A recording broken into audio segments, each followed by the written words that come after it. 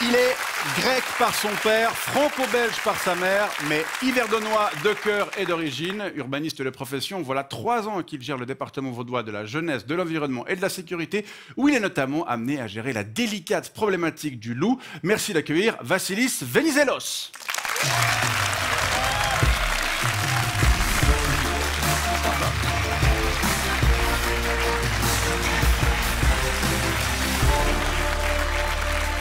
Bonsoir et bienvenue, merci d'avoir accepté notre invitation. Comment ça va? Ça va bien, merci, très heureux d'être là, merci pour votre invitation.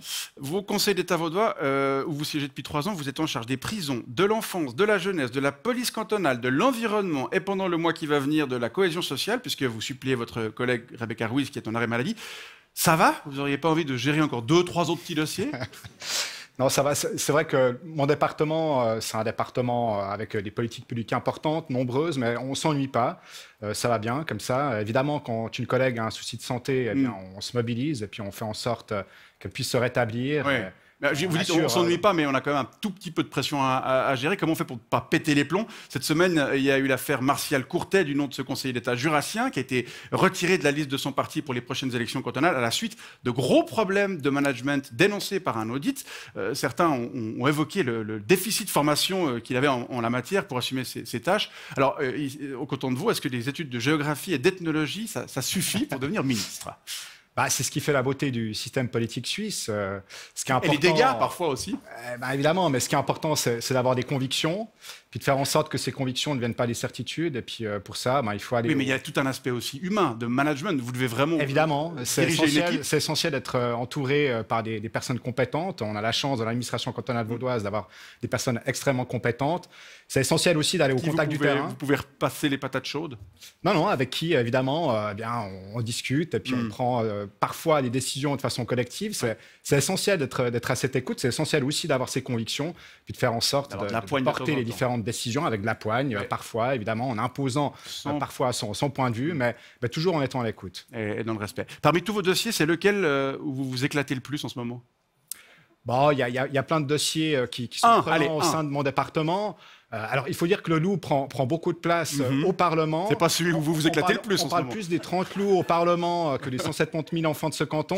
Oui. Un dossier qui me préoccupe plus que les autres, c'est la santé mentale des jeunes, c'est la protection de l'enfance. Puis je souhaiterais aussi que de temps à autre, les députés se préoccupent un petit peu plus de cette thématique. Le loup, c'est une thématique importante, il faut la prendre très au sérieux. On agit sur cette thématique, mais il y a d'autres sujets qui sont importants. Il y a d'autres choses. Le loup, à propos duquel on vous a justement beaucoup vu et entendu cet été. Et on va en parler encore un petit peu ce soir, juste après votre portrait. Il est signé Aurel Cuta. Vassilis Venizelos. Ou Vassili, si vous lui parlez directement. Ah bah oui, la grammaire grecque, c'est chaud. Ou alors Vas, si vous êtes son pote. Ou encore Venizelou, si vous voulez lui rappeler son dossier le plus chiant du moment. Remontons à la Grèce quasi antique des années 60. Le père de notre invité quitte Athènes pour la 2e plus belle ville du monde, Yverdon. Un amour de vacances qui donne naissance, il y a 48 ans, au petit Vassilis. Personne ne s'inquiète pour lui alors que le petit jeune développe d'étranges passions, l'urbanisme et la politique. À 19 ans, il est déjà élu au conseil communal d'Yverdon. Vassilis Venizelos, c'est un écolo musicos, bassiste et chanteur avec les Cinnamon Funky Market, qui valent un gros 10 $ sur le marché du CD d'occasion. Une carrière à rebondissement. Tantôt doublure d'Orelsan,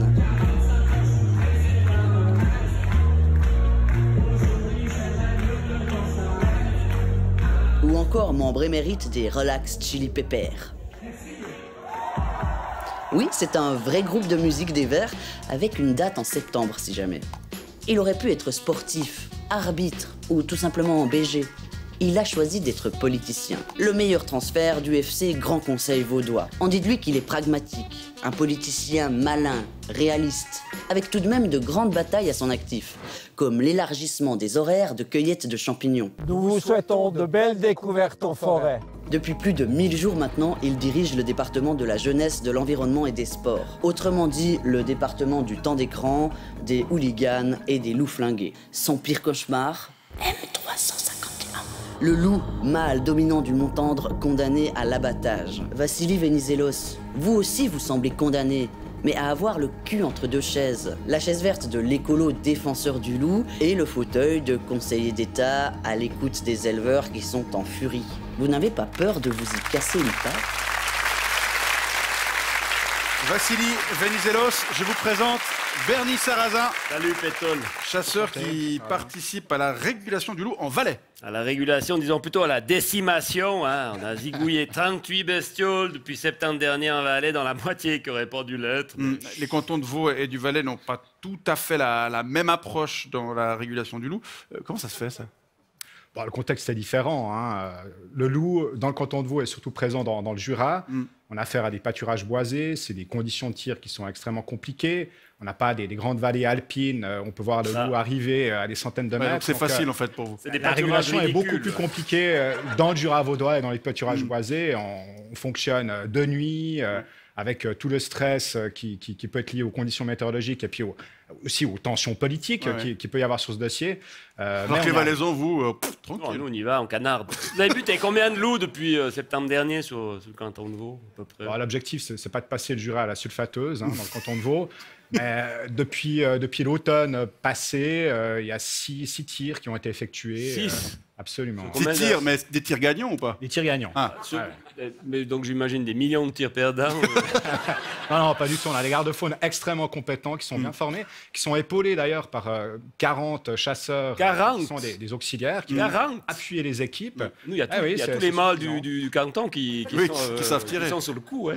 6 sur combien? Sur combien de population? Alors on a 30 loups fin 24, là on est en période de reproduction, donc potentiellement on en a 6 sur 30 mais absolument.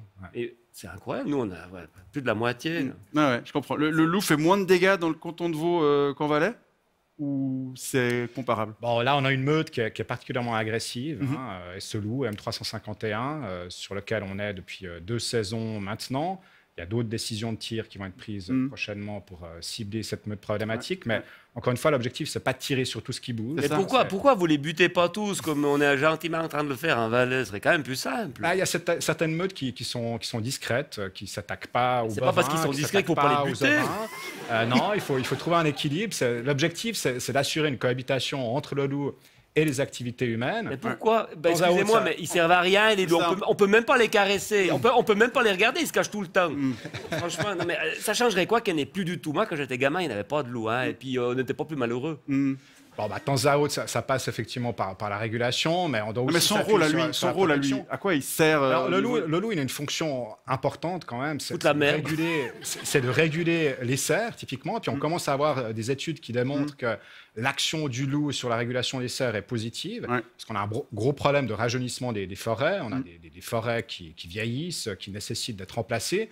Et puis les cerfs, la présence du cerf, c'est pas bon pour rajeunir les forêts. Et le loup régule les cerfs. Il n'y a pas que le loup d'ailleurs qui régule les cerfs. Il y a aussi les chasseurs, il y a aussi les gardes-faunes. Mais à quel prix? À quel prix ça? Il ne régule pas que les cerfs, il régule aussi les genisses et puis les bovins, les ovins.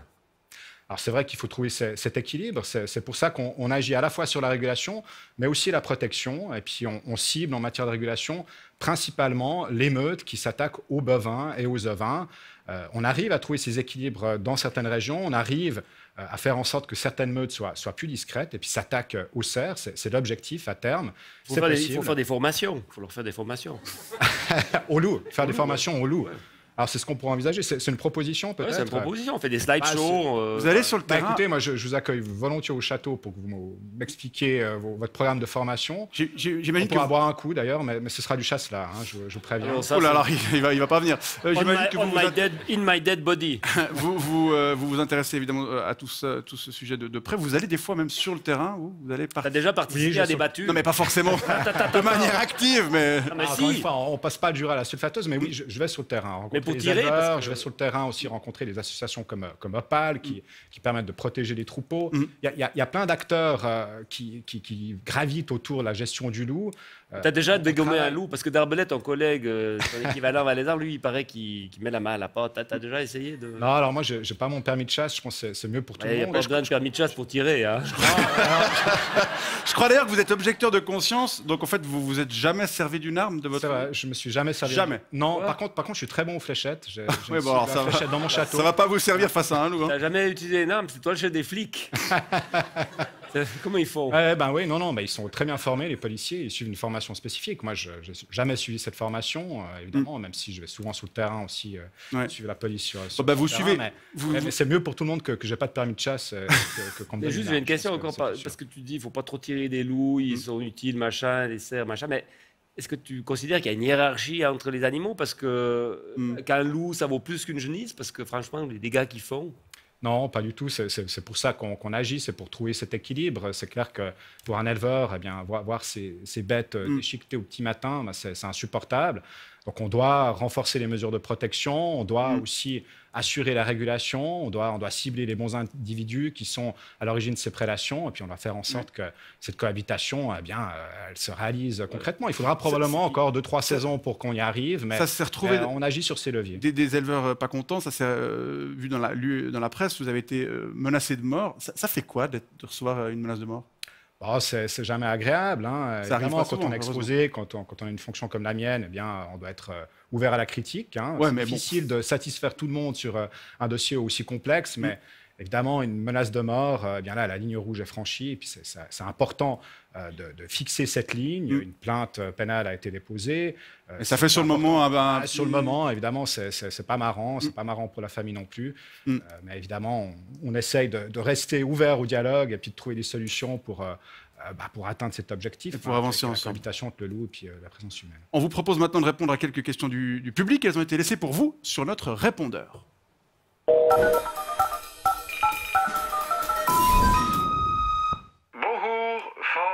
De montagne aux ormes. Écoutez, je m'excuse, hein, vous en avez déjà pas mal parlé, mais j'aimerais quand même revenir sur le loup, profiter d'avoir M. Vassisalos sur le plateau pour lui dire qu'on en a marre. Que ces messieurs en costume de l'État décident enfin s'ils veulent nous aider ou juste nous faire chier. Hein. On nous arrose de règlements. Moi-même, j'ai fini au tribunal avec une amende de 100 francs parce que, soi-disant, il manquait 3 cm de large au box de mes petits veaux. Alors que mes petits veaux, ils sont secs, ils ont à manger et beaucoup de câlins. Et puis alors, quand il s'agit chez mes confrères du pied du Jura de protéger le bétail, faut pas qu'ils se fassent défoirer au matin, mort-vivant à moitié dans le champ avec une plante en main. Et ben là, il n'y a plus personne. Hein. Ou tout au plus, il faudrait faire attention, pas trop que le loup souffre si on le tire. Non mais c'est pas possible à un moment donné. Et la souffrance du monde paysan, vous vous en occupez comment? Hein? Merci pour votre réponse. Quel message vous souhaitez transmettre au monde agricole? C'est vrai que le monde agricole, les éleveurs ont construit leur modèle économique pendant des décennies sans la présence du loup. Aujourd'hui, le loup vient perturber ce modèle économique. Il y a en plus le réchauffement climatique. Mais là, c'est les tripes qui parlent. Comment il faut pas leur parler avec des mots compliqués. Je suis confronté à ça chaque semaine, les éleveurs qui parlent avec leurs tripes. Et puis, cette colère, je la comprends, je l'entends, je prends le problème très au sérieux avec mes équipes. Et puis, on agit au niveau de la régulation, on agit aussi au niveau de la protection avec ma collègue Ditli. C'est ces deux leviers qui nous permettront de retrouver un petit peu l'apaisement et puis de permettre aux éleveurs de faire le travail. Deuxième message. Oui, bonsoir, c'est M351. Je vous appelle depuis la cabine téléphonique de l'hôtel-restaurant du Marché Rue et je m'adresse à vous grâce à une IA qui permet de transformer mes hurlements en paroles humaines. Monsieur Venizelos, je voulais savoir ce que vous comptiez faire de ma dépouille au cas où la bande de cinglés qui me court après avec leur bâton qui crache du feu arrivait à me choper. Est-ce que vous allez m'empailler pour me mettre dans votre bureau, récupérer ma peau pour faire une descente de lit pour votre chambre à coucher, ou est-ce que je dois m'attendre à être lynché par ces tarés d'éleveurs? C'est juste pour savoir. Voilà, je vais vous laisser. Moi, j'ai un petit creux. Je vais aller croquer une ou deux tétines pour l'apéro. Au revoir. M351, donc c'est le nom de le code. C'est le grand méchant loup. C'est ça, c'est le fameux loup. Et alors, vous faites quoi des loups qui sont tirés? Ils finissent au déchet carné Non, ils sont préservés à un moment, ils sont congelés. Il y en a certains qui sont exposés, d'ailleurs. C'est pour ça qu'il ne faut pas trop les abîmer quand on les tire, en fait, pour pas trop abîmer la dépouille. Non, l'objectif, vraiment, quand il y a une décision de tir, l'objectif, c'est de tuer. Toi, ça ne te dirait pas d'avoir un loup empaillé dans ton bureau comme Christian Constantin? Non, j'ai un prédécesseur qui a un animal empaillé dans son bureau. C'est vrai que... Quel prédécesseur et quel animal? On veut tout savoir. Qui ça? C'est vrai que j'avais un... Qui? Non, j'ai la chance d'avoir mon bureau dans un château. Mais vous ne pouvez pas nous teaser comme ça, c'était qui, avec quoi? C'est une légende urbaine, il faut enquêter, vous trouverez probablement... Union avec un éléphant. C'est ça, mais ça pourrait faire bonne figure dans mon château, mais non, je préfère le parquet qui existe aujourd'hui. Ce serait de mauvais goût, quand même. Troisième message. Hello, c'est Fifon. J'appelle parce qu'on s'est beaucoup croisé à la Fudge avec Vass dans les années 90. Il y avait aussi Dilo, Maca, Harris, Rulci et compagnie. Et alors je voulais savoir, mais qu'est-ce qui s'est passé, quoi? Non, mais où est passé le vice-champion du concours de Chop Cul-Sec? Le Greek Lover qui faisait tomber les minettes avec son maniement, même approximatif, de la basse? Le crooner à la voix de miel? Non mais, je te vois à la télé de temps en temps, là, et j'ai vraiment l'impression que t'es devenu... chiant.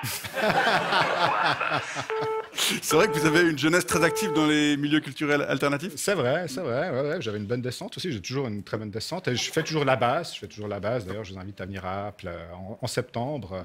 Ok, mais donc c'est pas vrai que vous avez changé, donc. Non, bah, j'ai toujours politique cette passion pour la basse. J'aime bien boire un coup, c'est vrai. J'aime bien voir mes amis, voir mes potes. C'est vrai qu'avec ton look... Je suis toujours en contact avec la Fudge, d'ailleurs, aussi. Faut dire qu'avec ton look d'agent immobilier, on dirait pas. Hein. Ça te manque pas, les pogos? Ah, mais ça aussi, la danse. Non, ça m'arrive aussi de passer des soirées à danser. Ouais, mais t'arrives plus trop à mocher un 8 comme ça. Faites gaffe, pas perdre vos cheveux. Quand même. C'est la fin de cette séquence répondeur. Merci beaucoup. Vassilis Venizelos, on arrive au terme de cette émission. On vous remercie d'y avoir participé. On vous souhaite une bonne fin d'été, une bonne suite de législature. Bernie Sarrazin, merci beaucoup. Bon retour en Valais. Merci. Messieurs, bonne soirée.